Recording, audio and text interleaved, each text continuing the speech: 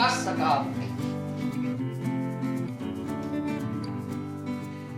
Ei voi olla totta. Mitä täällä on? Voi herranen aika.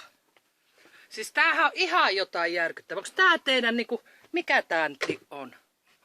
Varasto. Tää on teidän varasto. Joo. Liinavaatevarasto vai mikä varasto? Joo, liinavaatevarasto. Siis täällä on joulukoristeita, työkaluja. Siis miten tää voi olla tän näköinen? En tiedä nyt itekään.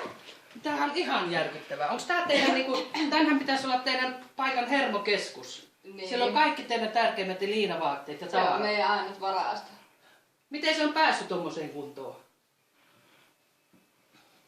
Teidän täytyy tehdä sille jotakin. Niin täytyy. Minä annan teille 2 tuntia aikaa. Mä tulen katsomaan uudestaan. Sitten nähdään, Selvä. onko se kunnossa.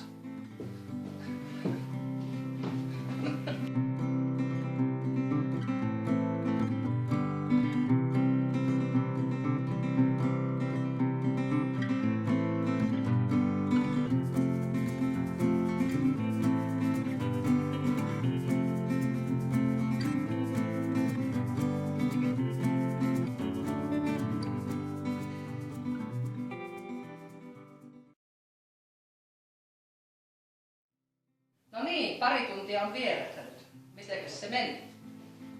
Siinähän se rankkaa oli, mutta puhasta tuli. Ai, sehän on kiva kuulla. Lähdetäänkö katsomaan? Joo.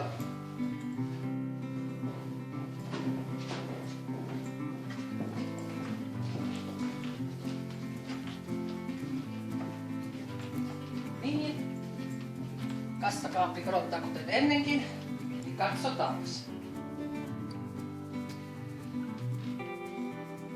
Tämähän näyttää loistavalle. Tämähän on kuin eri paikka. Miten on ajattelut, nythän on jatkossa huomattavasti helpompi pitää tämä siistinä. Näköjään on laitettu myös nimitarroja tuonne, että löytää oikealle paikalle vieraanvejät. Täältähän puolet tavaroista hävinnyt. Mitäs niille käy? Niitä vietiin sinne sun tänne ja suurimmaksi osaksi roskia. Ai suurin osa oli roskiin menevä ja tietysti kierrätykseen ja Joo. selvä juttu. Se on jännä, miten paljon tavaraa tulee hamstattua vaan. Mitä ei oikeasti tarvitse.